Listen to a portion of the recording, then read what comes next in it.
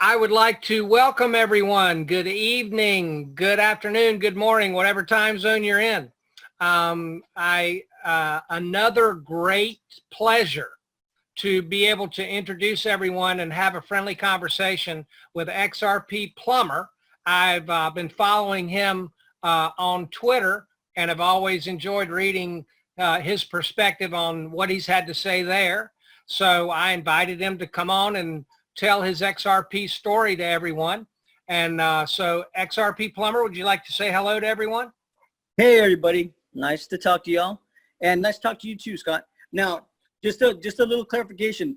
It's XR Plumber, and everyone does that, what you just did where you say XRP Plumber. But there's actually another great guy out there that has that handle, and I don't want to confuse myself with him because he's his own guy. But it's kind of funny how it works out. But that's why my handle kind of has that little gap, XR Plumber, and there's that. I went on and on about it, but just for the record, I know lots of people do that, so heads up. Well, I appreciate the clarification, XR Plumber. And so I guess one of the first things that we can start, kind of the format of what I like to do is just kind of be able to hear the crypto story of the people that I get a chance to talk to. It's the exciting part of all of this for me because I love people and I'm incurably curious. And I love to be able to find out the diverse backgrounds and perspectives of the people that I get to run into in our XRP space and Army. So would you like to share with everyone kind of how you discovered the world of crypto and how you discovered XRP? And I think that's a good starting place. Sure. Thank you. I started with crypto in about 2017. I was driving and listening to the radio, and I heard some guy talking about Bitcoin, and I realized that my kid had told me about the same thing a few years before, and I blew him off because we had a mishap with like one of his little in app purchases where he bought gems and it kept on purchasing without my approval, and we spent like $400 on that app.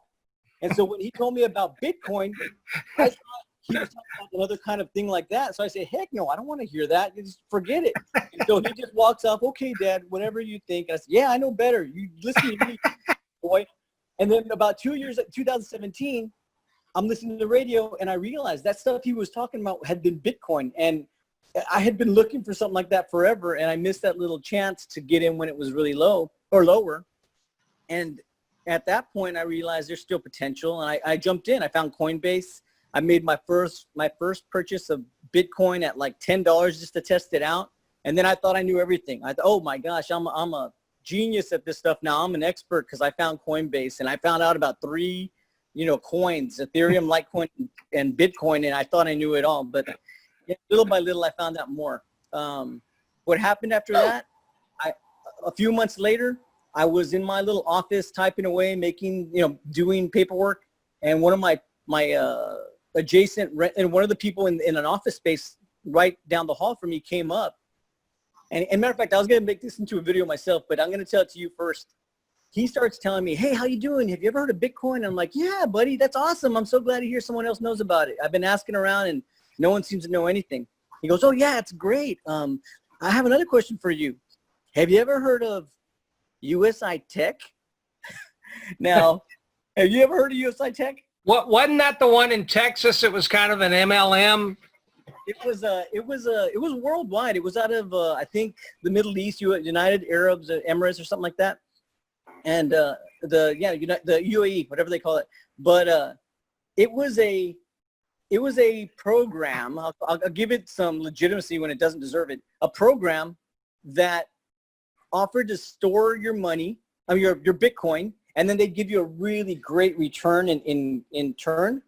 And it was like 1% a day growth or something like that. Just something ridiculous. And obviously I thought I knew it all, and I was like, oh wow, that sounds great. This must be wonderful. And it was a multi, what do they call that?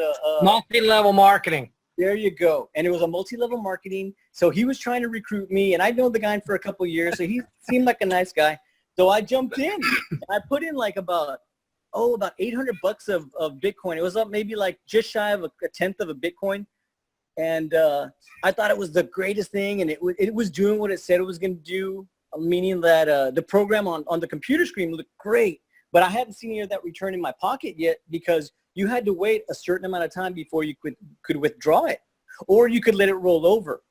And so I was letting it roll over, and it was going to snowball, and I was going to just get more and more Bitcoin, and I thought I had just stumbled onto the greatest thing.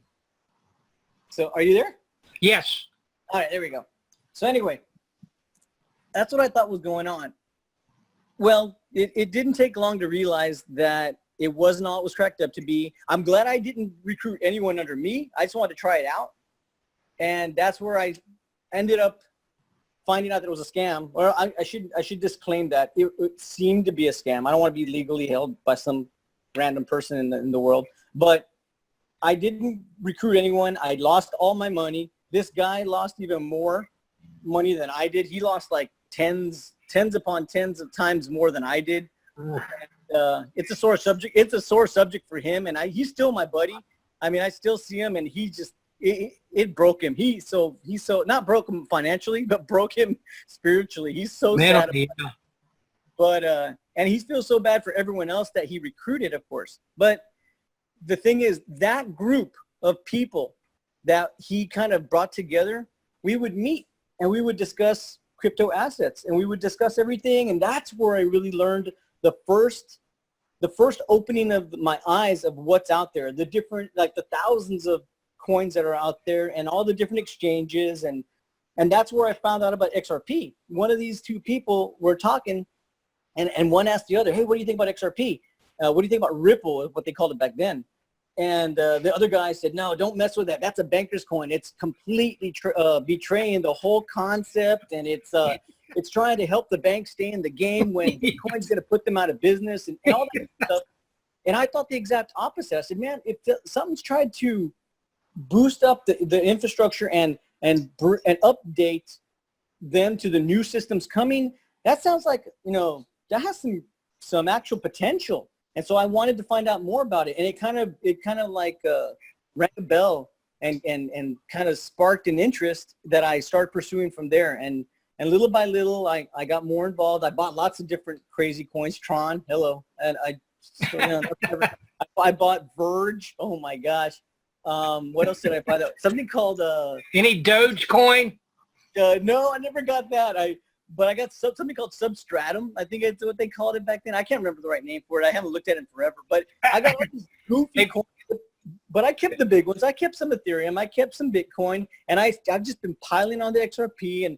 And I've looked into other ones, but I always end up jumping back to XRP because I just have the most confidence there because of the people involved and everything. I can go on and on. But that's where I started, and that's where I went. So. But how about Trump coin? Did you buy any Trump coin? Remember that? Never got any Trump coin. I don't think I even heard of that. So I got to admit. It was a flash in the pan. It didn't stick around very long. But, I mean, goodness gracious, we've got over 5,000 different coins that we could look at. And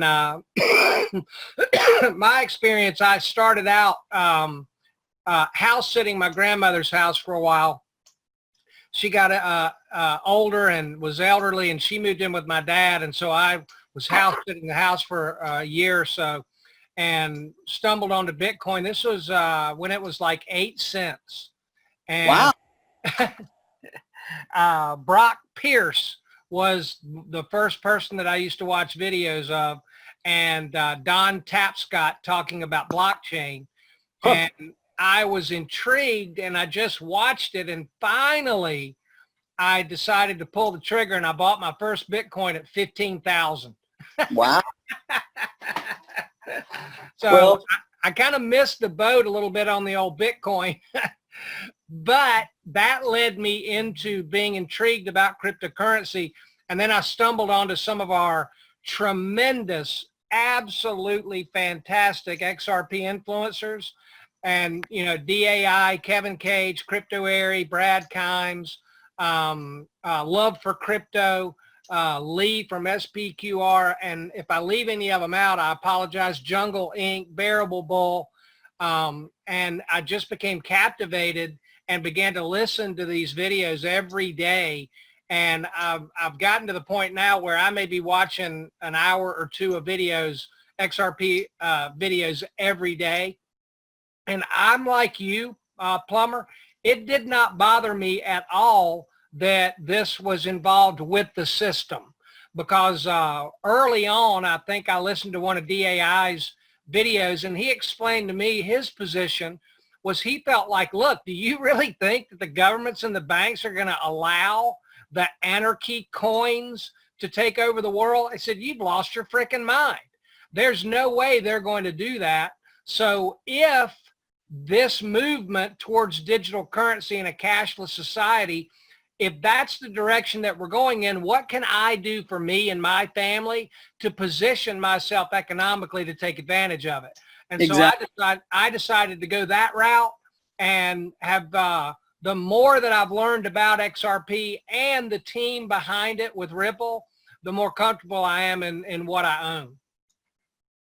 Cool. That's exactly. That's where I'm coming from. I mean, it's funny that that's kind of the first feeling I got when I heard about it, and then it was just kind of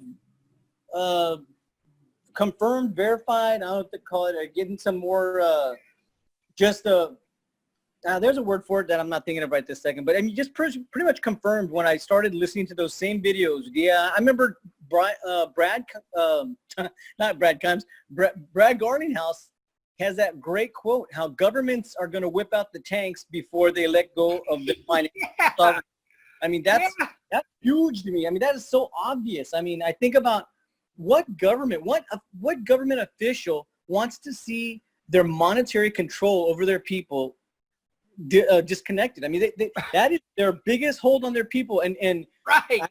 That saying that power corrupts and absolute power corrupts absolutely is so, it's cliche, but it's true. And I mean, I'd love to say I trust my fellow man with all my heart, but truth is, I know me. I'm not perfect, and those guys are no more perfect than I am. And when they get in those positions, they start enjoying the good life, and they don't. Once you get the good life, you don't want to let it go. Oh, sorry about that. I ran out of time. My dryer just went off. But kind of like a buzzer in my answer. But that's where we're going with that.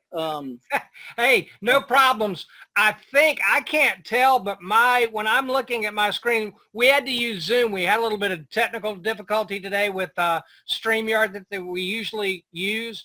And when I'm seeing my background, it looks like it's backwards. So, and then the other thing, I am a true professional, and I want you to know, Plumber, you may hear my dog start barking. So I want everyone to know that, yeah, I am a true professional, but I'm also just a real human being. No pretense here. I'm just like every one of you guys. No pretense going on here whatsoever. So yeah. Don't worry about it. Oh, man, that sounds great. Well, and we're all, that's the thing. That's what I love about this space. We're all regular folk. I mean, there's some of these guys in this space that are like the absolute, pinnacle of genius. You got your David Schwartzes and your Matt Hamiltons and your, I can go on and on about listing them. If I start that list, I'm going to leave people off that I shouldn't. But there's plenty of smart folks in here that have studied hard and learned more and gone above and beyond and become more reputable in their thought process on this. And then there's me. I don't claim to be even the closest bit of a financial expert or even a crypto expert. Now, in my little circle of family and friends, I'm the guy they go to, and I'm telling them, dudes, you have no clue. I'm still clueless compared to what folks are out there. But they still ask me, what do you think Bitcoin's going to do? What do you think, is your coin going up yet or whatever? And I just tell them, it's a long-term thing. And then they say, I hear you got a YouTube channel now. It's like, well, yeah. And I hear you got a lot of folks on Twitter. So compared to other people, I don't. But I'm surprised with how many do follow me. I'm grateful, by the way, for everyone that follows me. That's such a compliment. But the thing is, I am definitely in that middle of the spectrum as far as knowledge and all that. I mean, maybe even lower on this side of the spectrum because the technology is so overwhelmingly awesome.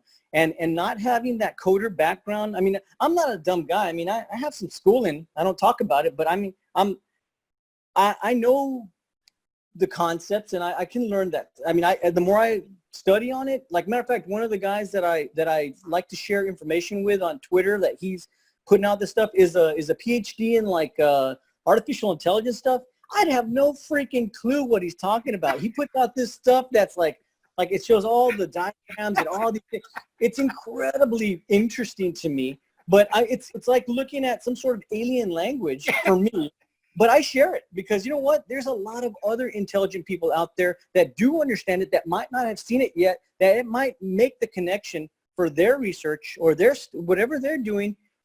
And I want that chance to connect the dots for everyone. And that's one of the reasons Twitter is so great, because everyone's sharing that information. Yes, there's some toxic folks on there. Hey, I've done it myself. I've gotten a little bit carried away with that anonymity where I say something I shouldn't, and I apologize to anyone I've ever done that to.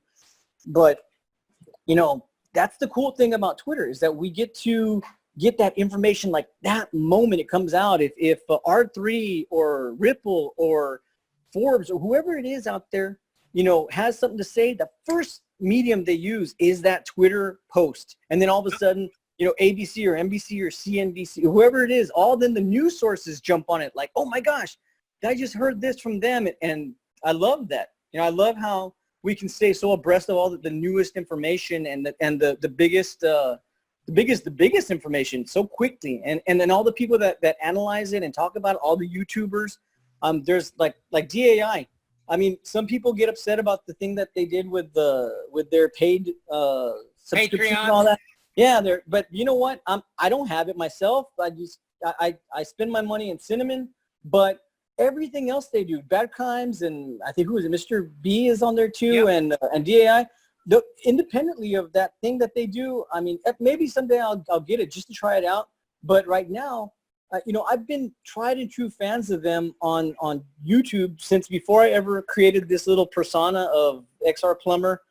I've been consuming this information anonymously for years. I mean, since before 2017 bull run, like, you know, August, September, when I found all this, and that group, that USI group introduced me to all this, I found Twitter and I found YouTube, and I started listening and learning, and those guys have been invaluable. His insights, being a former financial advisor, oh my gosh, the insights he gives to how the system works from the other side in the traditional sector, oh my gosh, it's so, that little perspective really tweaks everything he says. I mean, the information off the Twitter that people give him, and that's good. It's important because it helps him to really get a bigger picture.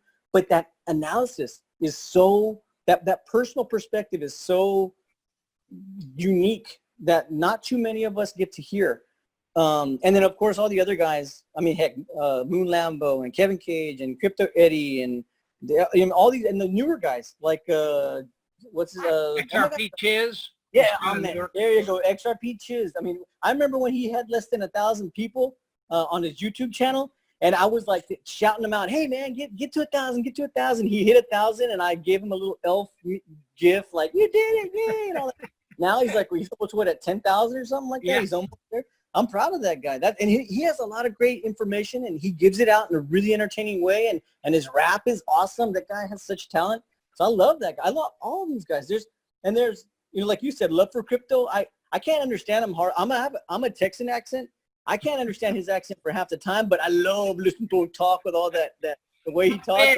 Happy Monday. I love Crypto it. Farm. I love it. That's good, man. Yeah, Scott, I've interviewed Scott and gotten to know him a little bit. He's really a great guy. And that, again, one of the things that I have been so happy about is being able to get to know some of these people. And now I can add you to that list. What just a tremendous amount of people. One thing that you mentioned too, Plumber, is sometimes it scares me a little bit because what I'm looking at and what I'm hearing seems so obvious. I mean, when we look at Swift and we realize that it's 40 to 60-year-old, depending on how accurate your research is, but it's very, very, very, very old technology.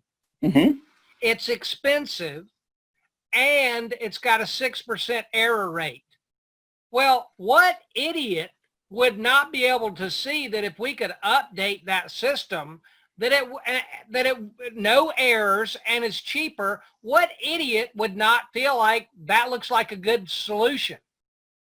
So that's one of the things that scares me a little bit, is sometimes it seems like maybe if it's too good to be true, maybe it is.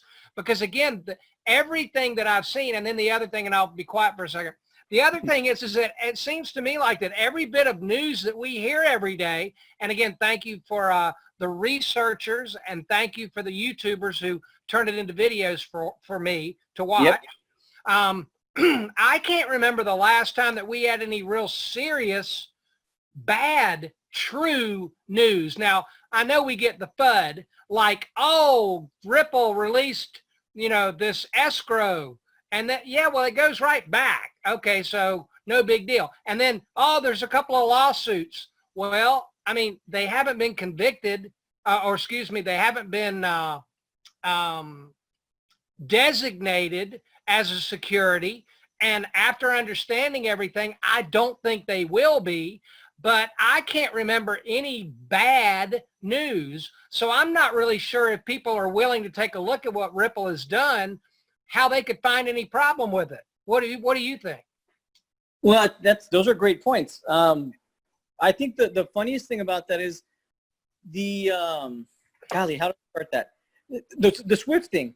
The only reason that Swift is going to be held on to at all is because too many people make too much money off of that. The biggest banks that are the correspondents, I guess is the way they call that, they have the least to gain and the most to lose by allowing this adoption to proceed, to allow the transition to happen. And that's a real challenge to overcome because they're powerful. I mean, when you got that much cash, I mean, I say cash, but you got that much financial influence. Let's call that, because cash is becoming a old-fashioned word at this point. But I'm old-fashioned, so I say cash, I say bank, I say coin, I say silly little vernaculars like that. But the thing is, they don't want to let it go. They have a lot to lose, so they're gonna press those regulators. They're gonna press those legislators. They're gonna, be putting the influence on those government officials that have a way. And government officials, I'm not trying to badmouth any single person, but a lot of those people are influenced by financial means, lobbyists and whatever, whether it's legal or not. I'm not even going there. I'm not trying to say anything bad about that. But I'm trying to say that it is a system, a good old boy system, whatever you want to call it, that is slow to change. And another portion, you talk to your friends right down the road, your family, your aunt, your uncle, your whatever, all those people, you can talk to you're blue in the face and they don't want to hear it because I said it in one of my cinnamon videos, ostrich in the head in the sand. They can't hear it because it's change, and change is scary. And they don't want to think of, oh, well, what happens to my pension if this change happens? Would it affect it? And they don't want, oh, what do I have to do? You mean you have to like download these things and whoa, what's this address thing here? And it's like about 100 letters long, all these crazy things. It's still in that infancy stage where it intimidates beyond, more than how can I put it? I'm sorry, I'm stuttering here because I'm trying to get that word out. It intimidates more than it creates fascination. It for us, we see it, and it seems like a no-brainer. But I'm gonna plug my cinnamon videos a couple more times. I've put out about 4 or 5 videos on cinnamon. I put out one on YouTube, but this is one of the topics I talk about. There's a movie, a campy old movie from John Carpenter called They Live, and it's a movie. I'm not going to give away the plot and the ending, but I'll tell you, it's about a guy who stumbles across a box of sunglasses, and these sunglasses give him the ability to see the world as it really is, and he can see the truth.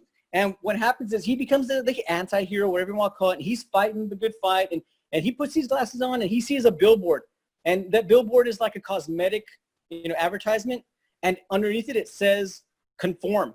He looks at a bridal magazine. It's just pictures of a bride in a dress or something like that, and then he puts the glasses on, and it's a black and white image that says marry and reproduce. The whole point is obey, comply, no independent thought. And the whole point is it's a commentary on our society, how the powers that be are trying to keep us in a certain position. And in this movie, it's aliens, of course, you know, that he puts the glasses on, he sees their true faces, the true faces of our oppressors, if you want to call it. And it's a very, you know, it's a unique commentary. It's it's kind of a little bit too anti-capitalism for me, but you know, I believe in capitalism still, but I do believe that there is no true form of capitalism in our world. I mean, everything is over-regulated. Everything is and everything is just so screwed up, excuse the language. But this movie talks about that one scene, and I even linked it on my little video that I put in Cinnamon. It's one guy, this guy, trying to get another guy to put on the pair of glasses. The other guy says, no, I don't want to put them on. He goes, put them on. And it becomes a hilarious action-packed fight scene where they fight for like 6 minutes. Die Hard just punching, I mean, two by fours against the head. And they're wrestlers. This guy's a former wrestler. That's what I didn't say. This movie stars a guy named Roddy Piper, who used to be one of these professional wrestlers. Yep. He was a predecessor of The Rock. I mean, Roddy Piper. Yeah, man, I love that guy. I loved all that stuff when I was a kid. But anyway, that ages me a little bit. But anyway. Yeah, me too. Yeah, but that's the thing. So this guy, they go into like almost an all-out wrestling match.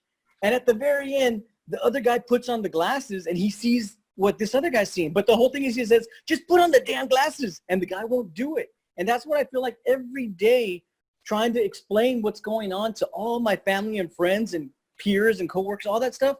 No one wants to see it. They give that look that I know, you know, I know everyone listening to this interview, I know everyone's experienced it. You try to explain this to somebody and they give you that look like, no, you're stupid. What the heck are you talking about? Like they don't want to believe it. They cringe. They change the topic. They say, no, it's just not going to happen. I have buddies who are financial advisors with former AIG, whatever they are now. But I got buddies who worked with some of these, what's this other one? Merrill Lynch. I mean, DAI said it. They will not acknowledge it or push it until they can get money in their pocket from it. And they even say that they cannot invest in it themselves because they have the retributions of legal and company issues, so they can't even get into it. I said, well, you got kids, man, let them do it for you because you're going to miss the boat. He goes, and they even say it. By the time it becomes mainstream, the money's been made. And so that's what Plumber, one of the greatest joys of my experience doing this is we were able to interview a guy named George Gammon early on. Have you watched any of George's videos at all? I can't say I have. You would really like him. He did a video Friday with a guy named Simon Dixon. I haven't been able to get through all of it. I know that the guy was real early on in Bitcoin, and I haven't been able to get through the end of it to find out if Simon is a Bitcoin maxi or a crypto enthusiast. And I think he's a crypto enthusiast, which I would like better personally. I don't get the maxi attitude at all. But one of the things that George is great, and he talks to interviews a lot of financial experts of the fiat fractional banking system. Mm-hmm. And dude, I'm not a big fan. I mean, if you look at the USA debt clock, what are we, 25 trillion or close in debt on the balance sheet on the left side? But the big problem is on the lower right-hand side, I think it's $147 trillion worth of unfunded liabilities. Yep. And I'm sorry, but any traditional financial person that I'm talking to nowadays, it's like they're an expert on Kodak. It's like they're an expert on the Titanic, right? You know, it's sinking. And so I'm not, but George yesterday or Friday interviewed Simon Dixon, and he began to talk about crypto and the potential of a reset and all that kind of thing. It was very refreshing. But if you get a chance, check George out. I think he had like 8,000, I think it was something like that, followers when I ran into him, and he's got like 117,000 followers now on YouTube. Good. You must. That sounds great. I'm definitely gonna look for him. He is he enjoys talking about this stuff more than anybody that I've ever seen before. He did a great interview also with I think it's Danielle DiMartino Booth. She used to work at the Fed. That's another interview that he did that was really good. And then have you ever run across a lady named Lynette Zhang? Man, you know what? I can't say I have. I mean, I see these videos. I take it all in, but sometimes the names escape me. So I got to. Well, I'm looking forward to, now that we've started our friendship, I'm looking forward to you watching some of those and giving me some feedback. But yeah, Lynette Zhang was a Wall Street gal for like 40 years, and then she decided to open up her own shop. And what she's trying to do is to help everybody understand that they need to hedge. Because if you've got everything in the stock market and everything in your 401k, then this stuff's getting ready to collapse, and you need to hedge in silver, gold, and crypto.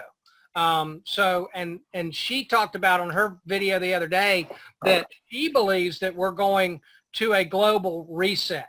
And that leads me into another question for you. Do you believe that what we're going to end up doing is having the global economic reset and the IMF taking that escrow money from Ripple and passing it out to different countries in the form of the ESDR?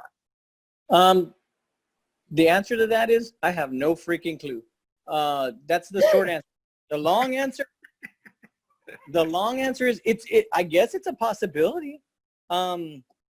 Whether it happens or not, there's once we're going back to that same thing. There's so many people in power that will influence that final decision. I've noticed that everyone's talking about the reset. That got into the news big time this past week, didn't it? I was going to make a video, but everyone else made one, so I decided not to. What's the point of regurgitating that again?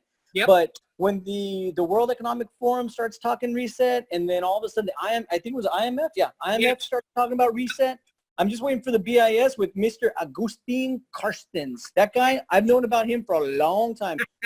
I did business in Mexico for a long time, and he was a name down there that people talked about with all back in the, I don't know. It was a while back before he became part of this newer system, before becoming the biggest dog. He's like one of the biggest dogs in the world that people don't even realize. He has so much influence. But anyway, I'm waiting for him to say that word, financial reset.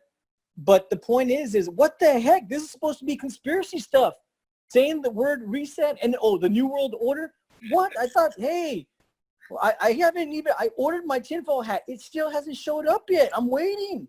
I mean, it's supposed to be really stylish, and maybe I'll put a picture. But hey, what the heck? I mean, this is supposed to only be for the fringe culture that hears the words financial reset and New World Order. Now they're like throwing in your face with the whole bag of spaghetti on the wall. I don't get it.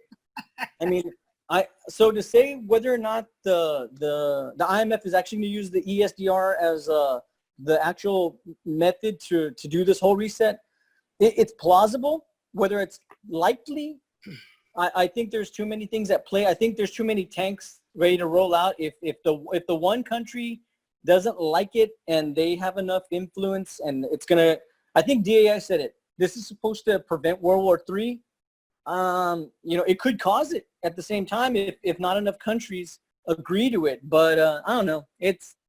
I'll tell you what, it has potential. I'll tell you what, I know that everybody in the space, we're all kind of, I believe, in agreement on where we are right now, mainly in America, are the regulations. Mm-hmm. The problem that I see is that China and Russia, they're not waiting on our regulations. They're setting all this stuff up to be able to take advantage of it. And our American regulators need to wake up, because these other countries around the world are not interested in having, the dollar be the world currency anymore, because it's a disadvantage to them. They Yes. don't want to play that game anymore. So they're going to keep moving forward, and we better go ahead and get it in gear and get ourselves in the game. That's a good point. That's one of those conflicting points for me.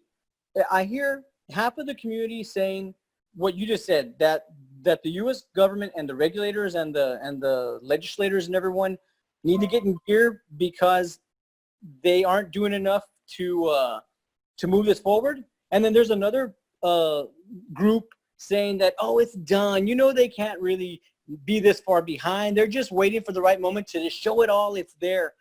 Who knows which one's right? Because both of them are just as likely. I do believe that there are plenty of intelligent people that are good at planning and behind the scenes. I mean, heck, our weapons programs do that all the time, where you find out, oh my gosh, we actually have freaking teleporter capabilities. I mean, who knows? I mean, with the government, the U.S. military, and the research involved in all that.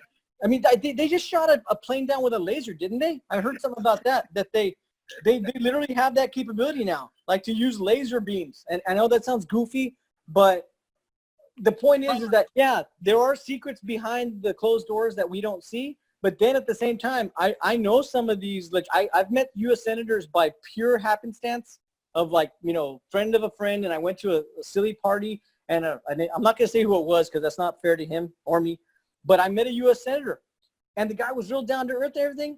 But he was pretty much clueless to life. Either that or it's a great act. He was just a regular Joe that he waits for the information to come to him before he decides on that stuff, but he can't be an expert in everything. Right. And so I do think that a lot of these guys don't have the information they need to make the final decisions, and it's slowing the whole process down. And yes, Russia and China and other big countries and across, you know, the European Union, all these other ones, they are going to get ahead of us if we don't. The words I think I used in the tweet like last week or this past week was, if they don't get their collective butts out of each other's, reverse that, collective heads out of each other's butts, they're going to miss the boat. They're going to just completely get passed by, and the world is going to move forward without us. I say us because we're in the U.S., but if we're investing into this stuff, we may actually come out all right. You know, we may get a little bit of monetary gain out of the little investing that we're doing right now, that, you know, XRP and, you know, all these other digitals might rise because of the fact that that we had a little bit of foresight or whatever. And that's another thing. People say, don't say luck. Yes, I admit I've done my research and I've done my investigating. I put in my time. I do my reading. I listen to my videos, all that good stuff. And I always say, like David Schwartz said it, don't ever say do your own research, because that's such an immense investment. He just put that in a tweet like yesterday or the day before. He said it's kind of unfair to say do your own research. Well, do the best you can do. That's all we can. That's all any of us can do, and the rest is conjecture. The rest is speculation.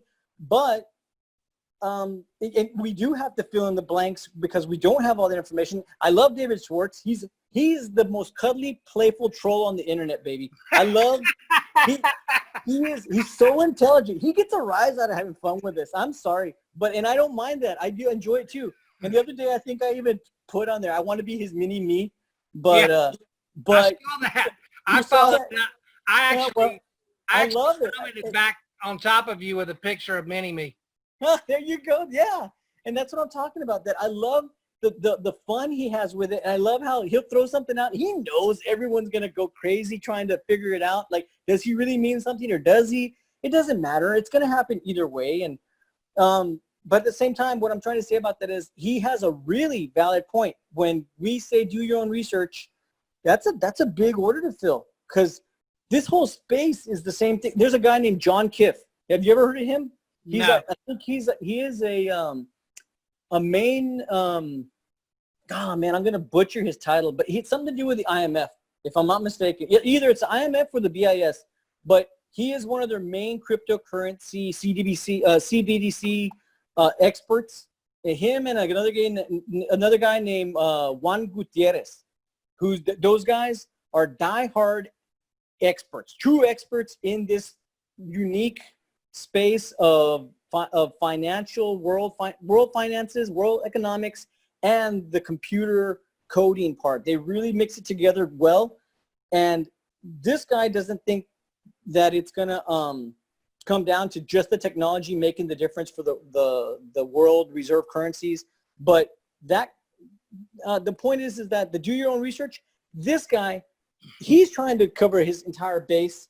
But, you know, that's all he does. That's his life. That's his occupation, his whole thing. This guy, Kiff and Gutierrez, that's what they're supposed to be doing. That's what they're paid to do. Whereas this is an external hobby for most of us. And it's a side note, you know, versus our regular lives and our regular, you know, callings. So it is a big order to do our own research and try to get enough to make that informed, non-speculative decision. So a lot of what we have to do ends up being speculation and ends up being a guess and a hope and a gamble. And it's just a real fancy Vegas, but I'm okay with that because I went into this knowing that every single penny I put in can be lost. And I'm just going to have to say that's okay. It bugged me a little bit. Oh man, that's such a bummer. And I'd be sad and I'd, you know, soak myself in one beer. But at the same time, there's too much. Oh my gosh, I hear yelling in the background. What the heck is going on? Kids are playing. I'm sorry. I hope they're playing. But I got two kids, and one's big, one's little, and the little one usually attacks the big one. But anyway, going on. If it's all gone, that's fine. But the high risk means potential for high reward, like everyone says, cliche. That's where I'm coming from. And what Mr. Schwartz said is true. It's a little bit much to ask, but we have to say it as a disclaimer, as a way of not keeping all that responsibility on ourselves, that yes, you do take on that own responsibility whenever someone's making a video. Those are just the platforms to start. Hey, here's this information, verify it. Hey, here's this information. You have to see if it's something you believe. You have to see if the source is you know, something that's trustworthy in your eyes. And if it is, you make your own financial decisions, because to follow us down this path, I mean, you can't. I love to say all these little goofy things in my videos. You do you know, you got to do your own thing, because to just do it based on what I did. Yeah, I think you don't think I'm intelligent. Think of me as the class idiot. Okay. I mean, I'm not the one that thinks that he knows everything about this. I mean, in other things, I'm not going to say, I mean, in my own real line of work, yeah, I'm a professional and I'm an expert and all that. But here, I'm the novice. I'm the 2.5 years in, have another 20 years left of learning this stuff before I could even say I'm past the novice stage, because there's so much stuff going on. But anyway, I'm rambling on that stuff. You please continue on as well. That's okay. So I wanted to shift gears just a little bit. I'm not sure if you have noticed a newcomer that has come on to our XRP Army scene recently, but if you have heard of this gentleman, then I'm very interested to be able to get your feelings about him, and that would be Naga Bo. Have you seen Naga Bo's videos yet? Are you talking about the Wen Moon guy? I'm talking about the gentleman who announced Thursday that he was running for president of the United States. And he decided that when Brad Garlinghouse went to Brazil to talk to the bankers, he gave him a promotion from being Macaulay Culkin to being Barry Manilow. I think I know what you're talking about. Yeah, there's another video maker who uses his videos in combination with Brad Garlinghouse. I think, yeah, okay, here's the deal with that guy. I don't know if he's serious or not, but he's freaking hilarious. And I do not know what to do. I think I put a disclaimer in one of my tweets when I talked about him the other day. I love his presentation. It's true that delivery is so damn good. I damn near pee myself. But I don't necessarily agree with everything he's saying. So that's just like when you go to a raunchy comedian's and he's saying all sorts of stuff and it's so absurd that you got to laugh. I think he has valid points. It's a wonderful voice of the community that's frustrated that the increase in price of the coin hasn't happened yet. that all this adoption's happening and all these partnerships and everything. But where's the damn money? I mean, oh my gosh, I cannot stop laughing. Bank money. Oh, that thing, whoever put that little video with him and Brad, where they're doing the lifting, oh my gosh, I was on the floor. And a lot of this stuff I consume. Okay, disclaimer. I listen to a lot of stuff on the road. Part of my business, I'm on the road. I check on things. I'm not, and by the way, I'm not going to say what I really do. Everyone's always a plumber. Okay, great. Call me XR-Plumber. The XR-Plumber thing is about the space. It's about the analogy of the plumbing system, about the visual effect of when you, I'll say this much. There's a construction element to what I do, but when you think of plumbing, you think of like old plumbing. That's a really gut-wrenching visual. You think of like an overflow of a toilet, or you think something just nasty's happened with old plumbing, or old pipes bursting and causing financial ruin of a home or something. But you think of new plumbing, you think of streamlined, more direct routes, higher volumes, and you think of, it's a much more, it's a really great visual for the efficiencies and all that. And so I like that, and so I jumped on that, and I love how they use it all the time. And I think the other great analogy is the rails, like the rail system, because, I mean, locomotives are old, yet they just give that little connotation of like a changing of an era, like from the old West time, like when the railroads were going in and laying them, that really made the country and the world, for that matter, it brought it into the modern times. And that's the thing, is that like laying the rails is going to allow for more and more of these engines to be running at the same time. So anyway, that's kind of where I'm coming with that. So that dude, Naga Blue, whatever his name is, I don't think I followed him yet, but he's Nagabo of the Naga tribe. I'm trying to do what I can to be able to get an interview with him. And I have also put it out there that I would like to host and moderate a presidential debate between Nagabo and John McAfee. So yeah, I think I saw you put something about that. I hope if I didn't retweet it, I'm sorry. I should have. I love that. John McAfee and him. That would be kind of epic. That would be intense. That would be intense. I don't know what would end up being in the background. Probably girly girls on poles and stuff. I don't know. That would be something else. I don't know if I don't think I'd be able to watch that one without getting in trouble. Yeah, I feel like I'm on a mission. I'm trying to see if I can enter the world of politics and invite those two to get together and debate each other. But I'm hoping so. It may happen yet. It may happen yet. Well, I think it would get both of them more exposure, which is I think everybody who's an influencer likes to have more exposure. And I personally think many more people would watch that debate than Biden and Trump. Yeah, I agree with you. I think you'd get a great following on that debate. That would be awesome. So I'm hoping that maybe I can get my group of friends in Twitter to begin to request that, and maybe if other people are beginning to say that they'd like to see it instead of just me, maybe we could pull it together. But all right, I'm hoping. So where do you feel like we're going with XRP, and what do you feel like is the biggest obstacle that we have got to overcome from where we are right now? I can still hear you, but I'm going to go get a little more coffee. Get it on. No cinnamon in my coffee, but southern pecan flavor. So there you go. But you can keep talking. Take me 2 seconds to refill my coffee. I'll be right back. Hey, coffee is important. Go do your thing. And as far as my answer goes, what I think is going to happen with what's the biggest thing holding back XRP? Well, I don't necessarily know that it's being held back as far as like where it's supposed to be right now. Where it's at right now allows me to keep on buying it. So I'm okay with that personally. I know the space has a lot of different opinions on that, so I respect them. I think the number one thing, and a lot of smart people disagree with me on this, I think the lawsuit is a issue.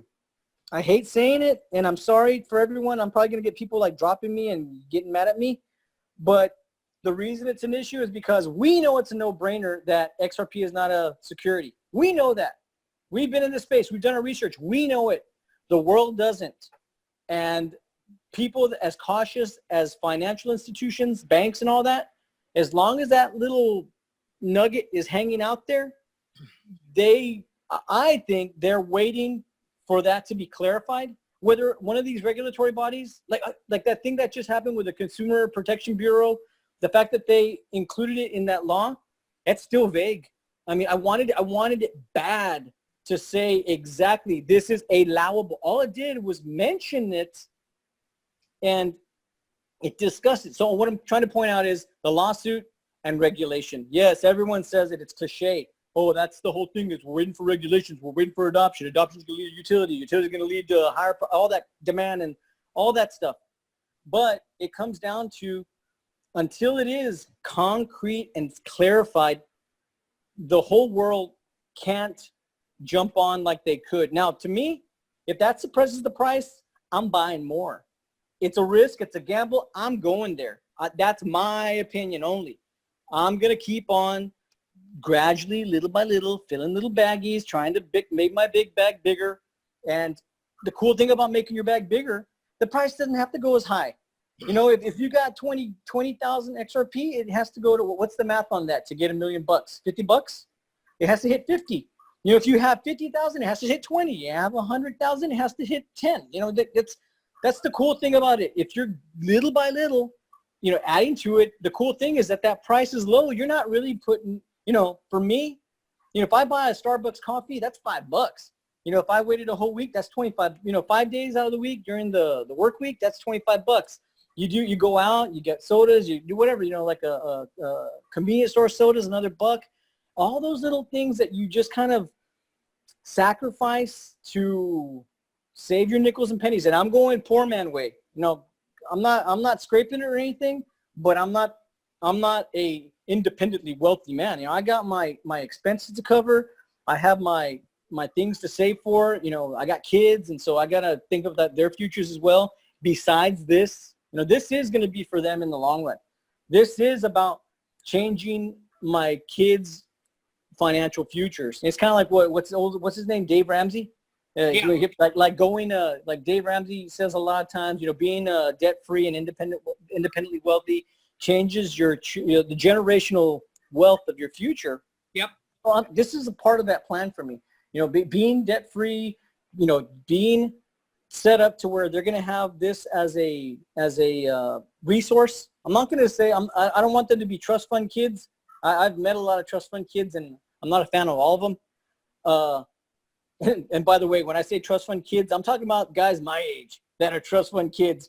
Some of them are pretty big douches, man, and some of them are. So some of them are really smart guys and nice guys, but some of them, damn. I mean, I really. So I worry about that. I don't want my kids to go that route. So, Plumber, if you take a look, man, you know, think of a couple of examples of people that didn't have money be kind of a part of their life and something to do every day. I mean, fame and fortune, look what it did to Michael Jackson. Yeah. Look what it did to Elvis.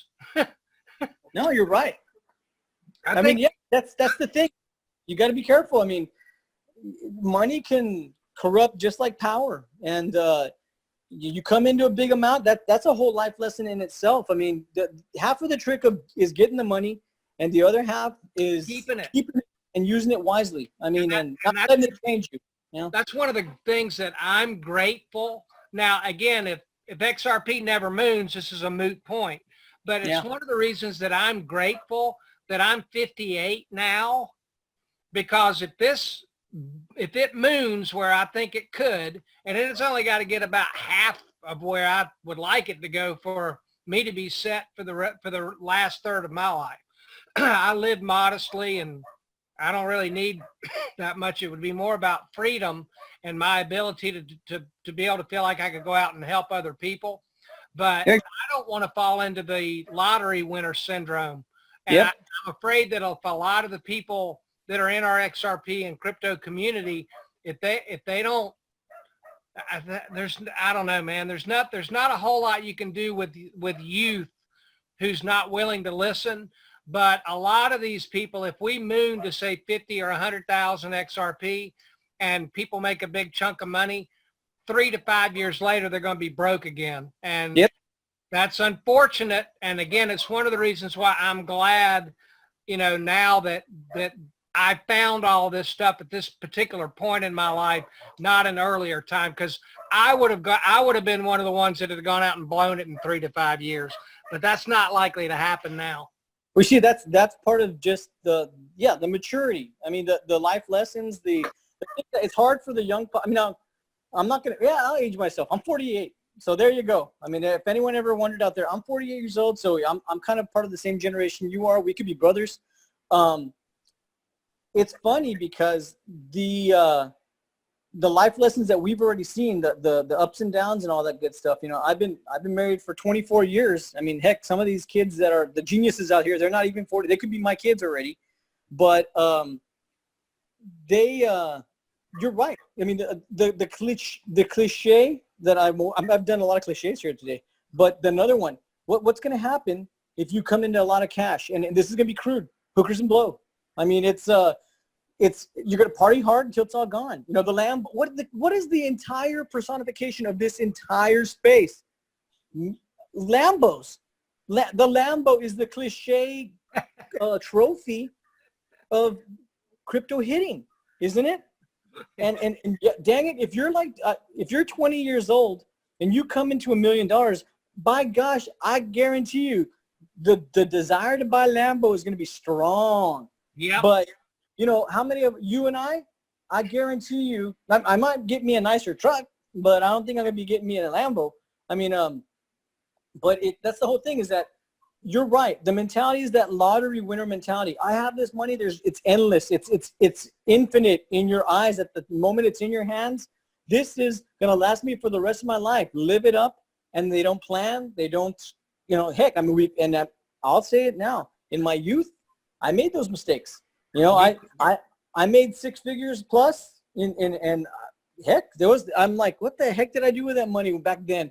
I let it all just, you know, I spent it more than I saved it. And that was a lesson learned, and I've made those corrections. But dang, I'd be in an even better position now had I been a little bit wiser with that cash that I made as a younger man. But I sold cars for 10 years, and that helped me to understand I am never overpaying for transportation.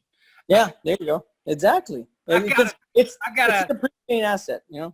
I've got a 2009 Ford Ranger Super Cab. There you go.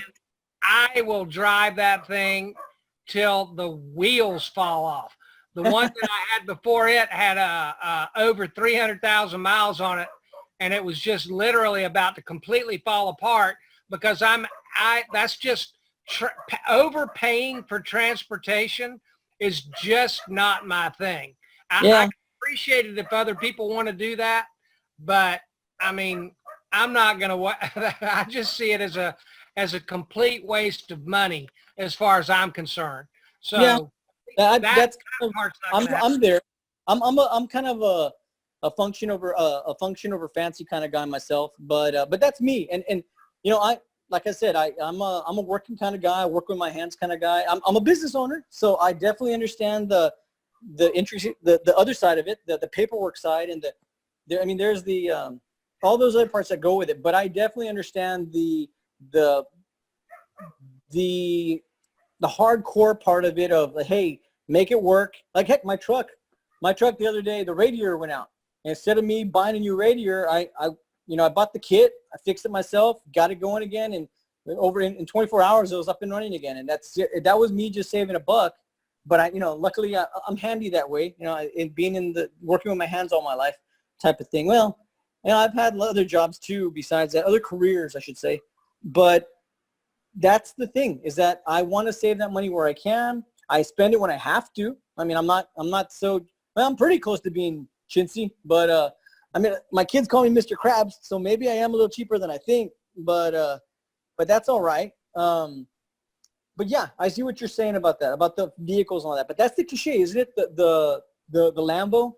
It's that's where we're coming from, is that people are gonna jump on that and lose that money.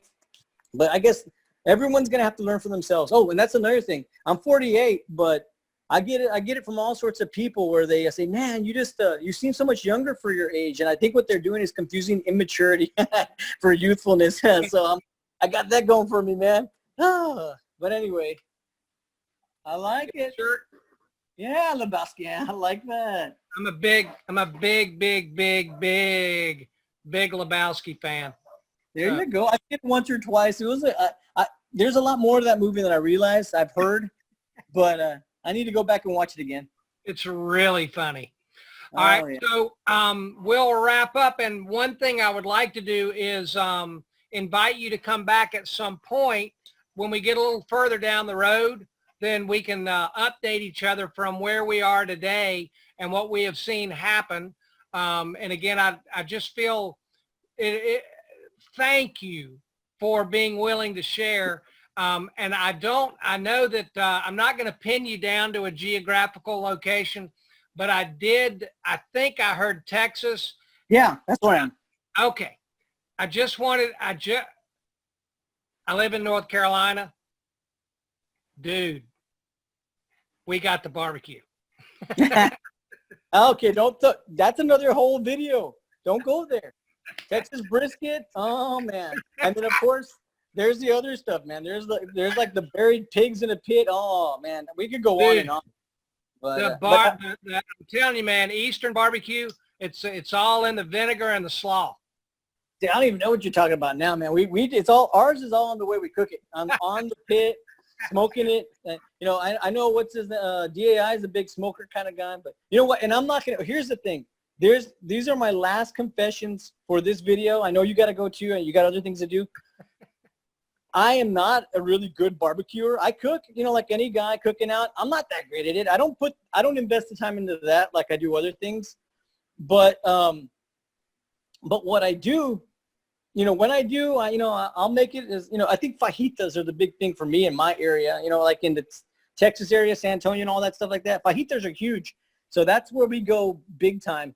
But that's what I excel at more than briskets and all that. I smoked a couple briskets and I smoked a couple shoes at the same time. I think the shoes came out better than the briskets myself, like the boots, the leather boot type of thing. So that's my confession there. But the other confession I have is I suck at Super Mario Brothers.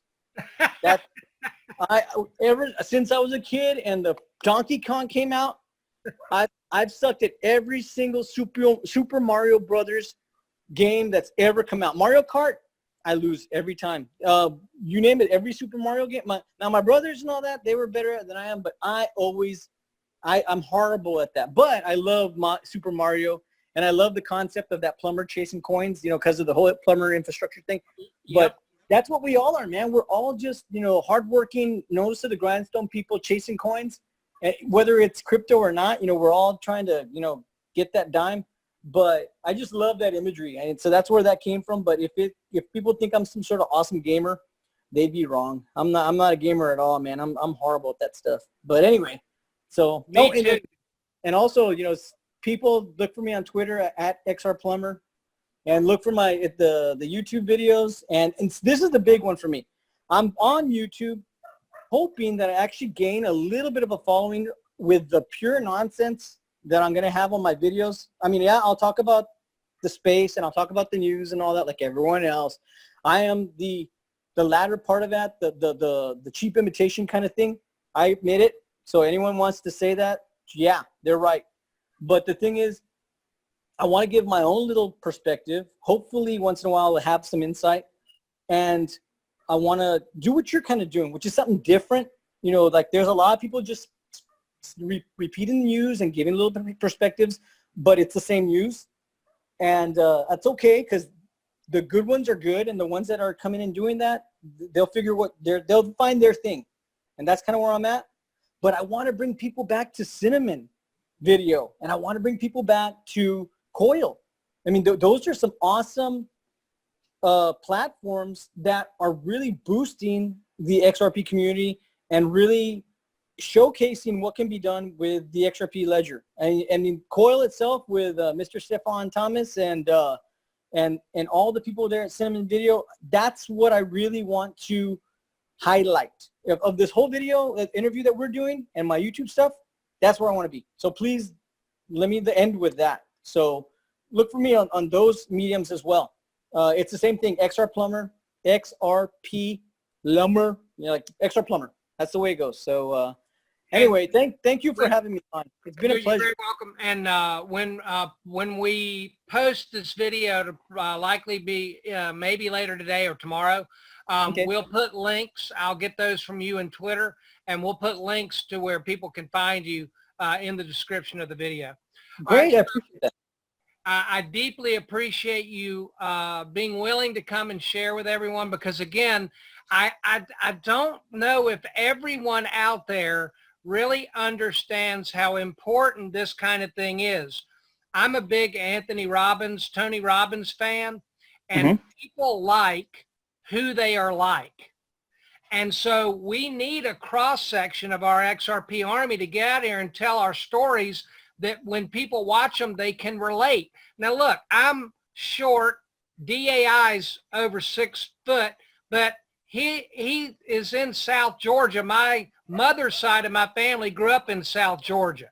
So when I hear DAI talk, I feel like I'm talking to my neighbor. There you go. And that's valuable. Well, and one last thing on a plug, I've been consistently asking over and over the women in our XRP army to step up and share their story. We need more of our XRP ladies to step up and share their story so other women out there in the world can hear from them, because if they hear from some little North Carolina redneck, they can't really identify with me as much as they can another woman. So all of the women out there, XR-Plumber, if you could help me let them know that this is a safe place just to come have a friendly conversation, then I'd appreciate if we could end on that note. No, yeah, it definitely is. You have my stamp of approval. You have been nothing but courteous and kind and respectful. You've appreciated my requesting anonymity, and you've done nothing but be kind. And you're awesome, dude. This is I don't have to say that, so I'm saying it anyway because it's sincere. I've made a new friend today. I hope you've done the same. So, all right, man. Well, and ladies out there, if this guy contacts you, do it. I agree with him. We need more faces of the female persuasion out here giving their story. It's the best thing that's going to happen to this space is if we get a more diverse cross-section of the entire space. And of course, I think Crypto Eddie said it. She has like 94% or 96% male viewership on her show.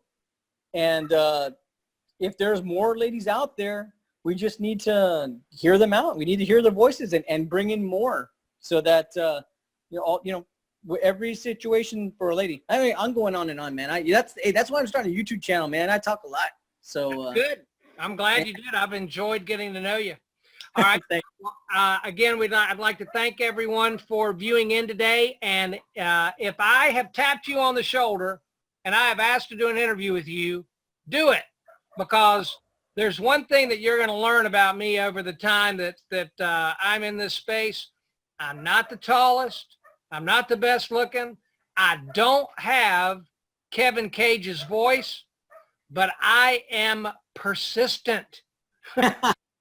All right. If I want to interview you, I will keep asking. And the best thing for you to do is just do it, because resistance is futile. There you go. Little Star Trek stuff.